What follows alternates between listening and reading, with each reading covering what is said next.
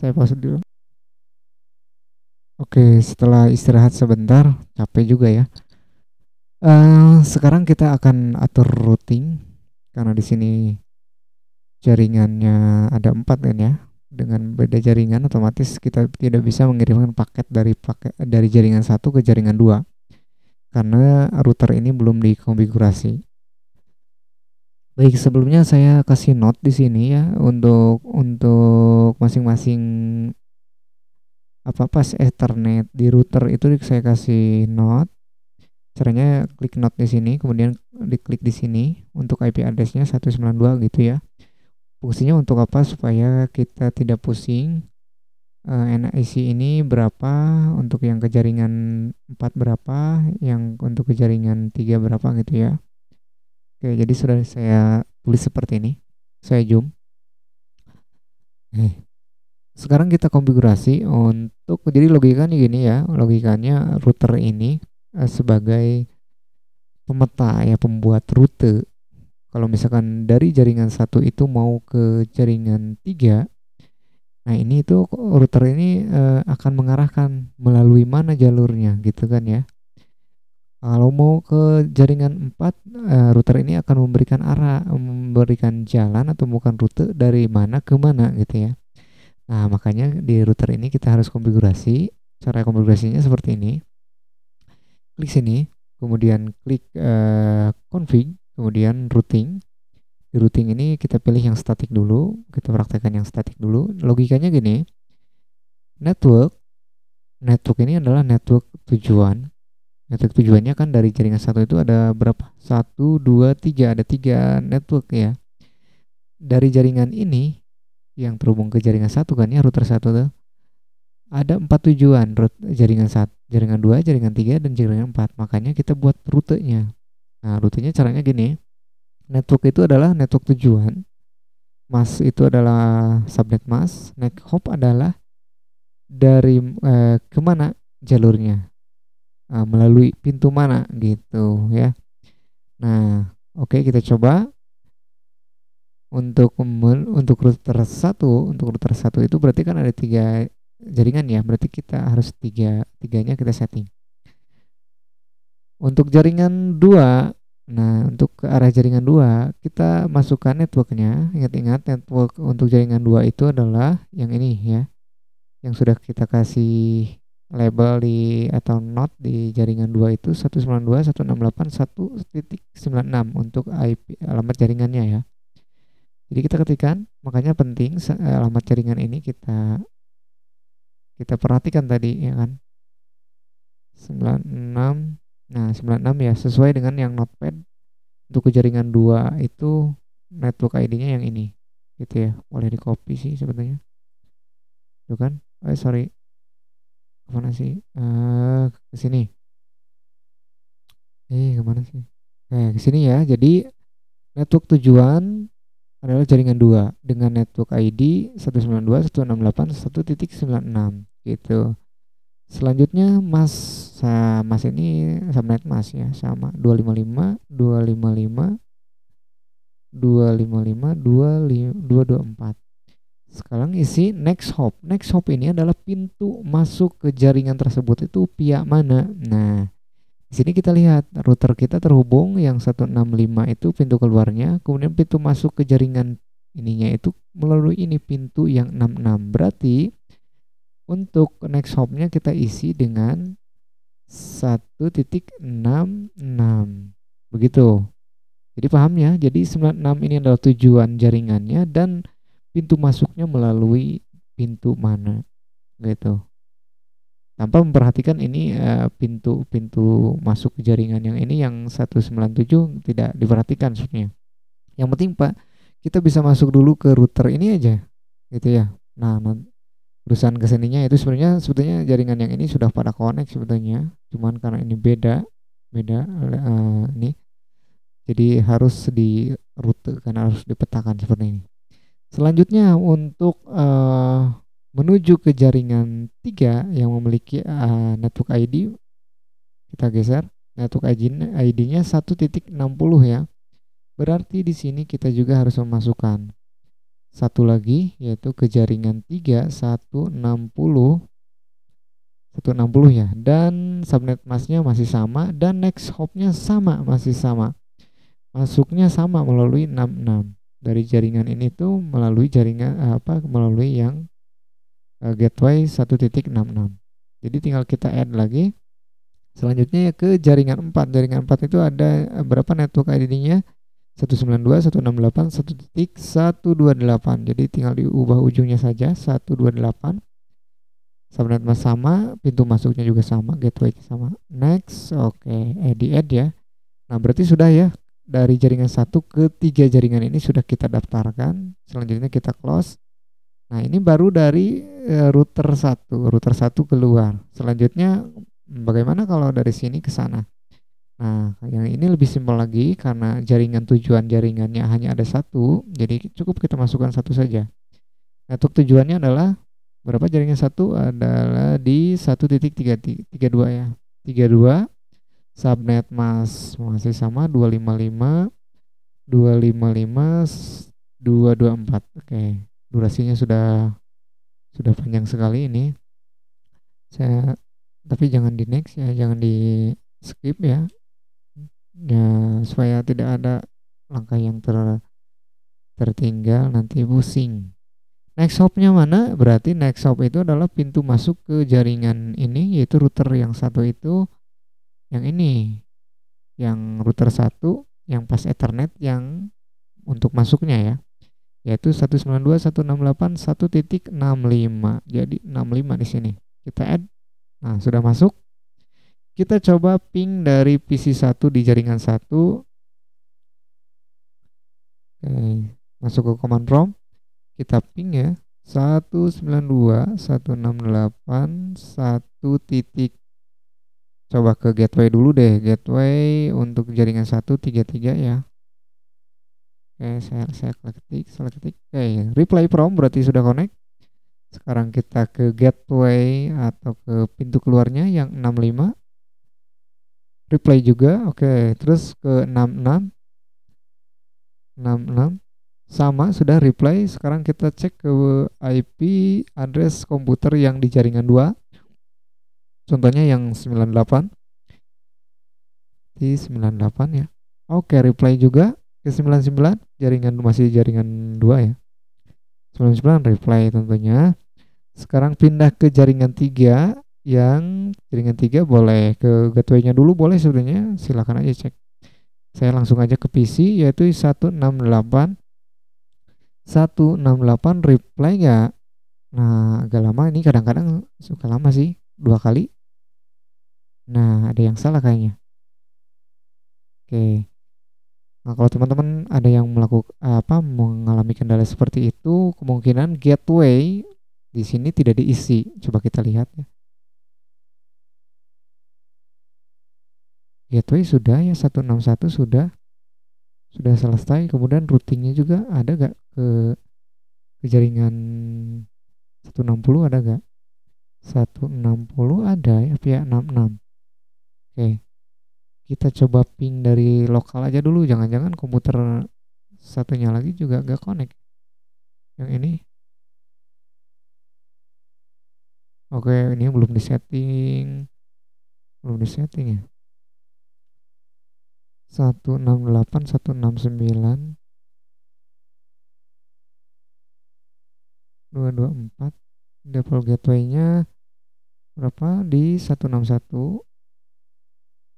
Ini server di 34. Coba kita ping dari sini, dari 168 dalam satu jaringan dulu ya. 162 168 1 titik ke 169. Ini udah connect dari lokal ke lokal ya, maksudnya dari jaringan 3 ke jaringan 3 lagi ke PC 7 sudah connect, cuman ya untuk beda jaringan tidak bisa nih.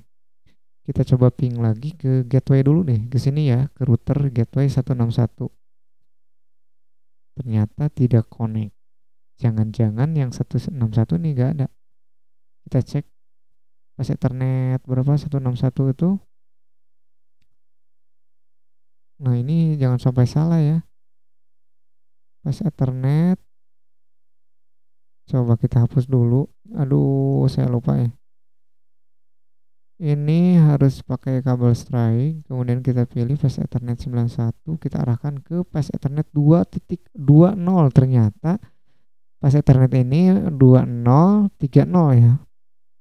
30 20 ya. 20 itu salah IP addressnya ternyata. 20 itu harusnya, nah ini harus harus pas itu ya. Ethernet 0, Ethernet 1, Ethernet 2, harusnya Ethernet 2 itu oke, gak apa-apa, tuker aja gitu.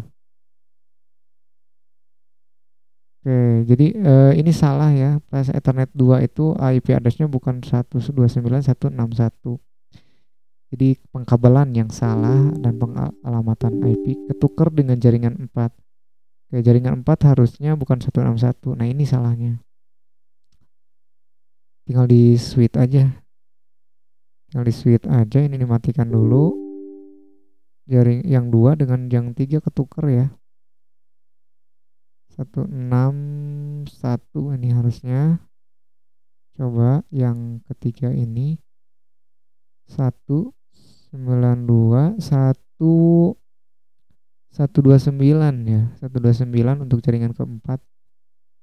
Gitu harusnya. Jadi salah. Oke, kita coba. Jadi troubleshootingnya seperti itu ya. Coba aja ke gateway dulu, masuk nggak? Nah, 161 connect nggak? Masih belum connect. Kita tunjuk di sini. IP addressnya sudah punya, belum si routernya. Aduh, ya, bentar. 161 sudah ya, get. Ini kan router common from 161 ping. Replay ya, sudah replay sekarang ke gateway ke sini dari jaringan 3 ke gateway sudah connect. Jadi tadi masalahnya salah ya, salah. Untuk IP address yang ke sini itu bukan 161, malah yang ini gitu ya. Ya tentu saja beda ya, beda jaringan, makanya gak connect. Ketuker gitu ya. Sekarang kita uji coba lagi dari jadi jaringan 1 ke jaringan 3. Nah, kembalikan tadi errornya di situ ya. Ke 168 di jaringan 3. Ping replay sekarang. Oke.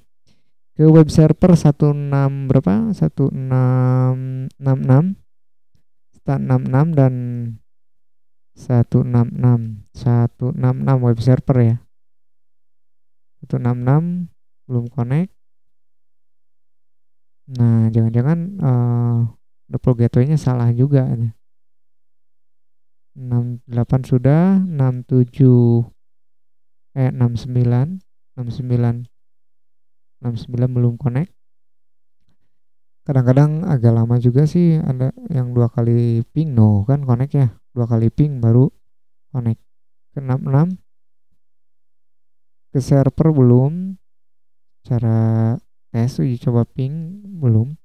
Kita cek web servernya, jangan-jangan belum dikasih IP nih.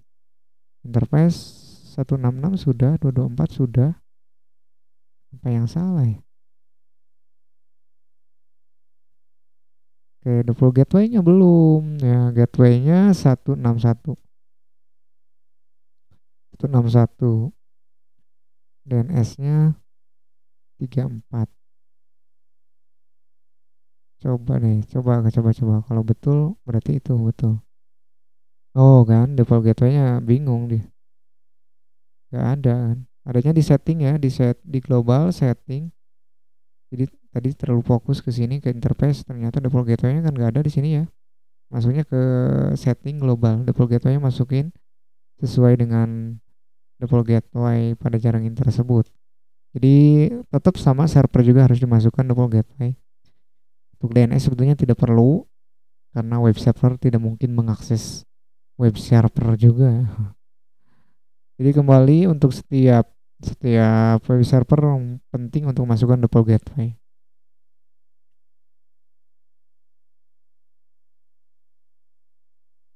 Iya, kalau mau di, ya intinya kan mau di ping ya. mau di ping berarti double gateway-nya harus diisi. Nah, untuk DHCP server 130 karena ini double gateway-nya ada di 129 jadi ini diisi 129. DNS-nya sama 34. Ada lagi gak web server? Oke, udah ya. Sekarang kita ping lagi di sini. Wah, lama 1 jam kayaknya nih. Ping 166 sudah, 167 web server 167 juga sudah. Ke jaringan 3 sekarang jaringan 3 jaringan 4 itu ada DHCP server 130 belum connect. Oke, satu kali di ping belum connect. Oke, dua kali udah connect ya. Sekarang ke 131 yang PC kalau nggak salah dapat IP-nya 131, 131, 132 dan seterusnya ya. Kayak juga udah connect. Berarti sudah connect ya. Kita uji coba selain dengan di ping kita kirimkan paket data PDU dari PC 1 ke jaringan 2 yang 98. Oke, perhatikan di sini last statusnya adalah sukses. Berarti sudah sukses nih, sudah berhasil. Ke jaringan 3 168 juga sukses. Dari PC 1 ke jaringan 4 juga sukses juga. Oke, yang terakhir adalah ngecek web server. Web server ya caranya di sini boleh dari PC 1, boleh dari mana saja yang penting sudah connect. Dari PC 1 di jaringan 1 kita klik web server. Web browser di sini ya di desktop web browser, kemudian akses IP address-nya. Nah, URL-nya dari mana? Ya, itu tadi kan udah ada di soal ya, bahwa masing-masing server memiliki alamat ya DNS. Oh, DNS mana DNS? Nah, ini DNS untuk web server 166 dulu ya. Saya copy alamat DNS-nya, kemudian go. Nah, perhatikan kalau berhasil di sini akan muncul. Kalau tidak berhasil berarti ada beberapa kemungkinan. Satu, DNS servernya belum dia masukkan. Kedua, web servernya belum di start service-nya. Tadi saya masih ingat web servernya sudah di on kan sebetulnya. Saya cek ya. Service sudah on ya, sudah on semua. Ini service sudah on. Web server yang 170 service on juga. Ini masalahnya adalah di DNS server belum didaftarkan, belum dikonfigurasi. DNS server HTTP servernya kita off kan, terus masuk aja ke DNS server. Ini di on kan. Nah, ini belum diregister nih. Di DNS ini, domain name ini belum diregister ternyata. Kita masukkan aja di sini name-nya ini. Oke, terus addressnya sesuai yang ini. Oke, gitu. Jadi nanti ketika kita akses dengan FTP 167 akan diarahkan ke alamat sekian. Lanjut lagi 130. Oh. 130 kita add lagi, bentar. Agak serak, kita seduh kopi dulu. Bukan seduh, seruput kopinya dulu ya karena sudah diseduh, sudah dingin bahkan. Oke, sambil ngobrol aja kita paste IP address-nya, kopikan lagi. Oke, paste kemudian add lagi, baru 3 nih web server 166 belum. 166. Oke, yang DNS yang DHCP server gak ada ya karena bukan web server. Ya, jadi tidak perlu diakses kalau DHCP server mah. DHCP server fungsinya memberikan IP kepada klien. Oke, lanjut ya. Sekarang kita buka lagi PC 1, kita masuk web browser, kemudian kita akses si server web 66 aja, copy, kemudian alamatnya kita paste di sini, go. Nah, sudah terbuka ya. Ini halaman websitenya ya, sederhana ini. Yang pasti ini sudah. Nah, ini assalamualaikum warahmatullahi wabarakatuh yang tadi kita sudah ubah ya. Anda memasuki IP address 1.166 web server atau web server 166 begitu ya. Begitu ya. Kita coba lagi yang 70 connect ya. Go. Nah, 70 juga udah oke. FTP server nih. Kalau nggak salah tadi FTP server si web servernya saya matikan ya. Karena setahu saya FTP server itu untuk ini. Nah, ini 167 Go. Nah, kayaknya isi file index dari 167 itu belum diubah tuh. Ini IP address-nya sudah berubah tapi namanya belum berubah 166 gitu ya. Itu permasalahan itu aja sih. Tinggal ngedit aja. Oke. Jadi gitu ya. Kita bisa akses dari sini, dari sini. Kalau dari jaringan 2 bisa gak ngakses web server ke sini? Bisa.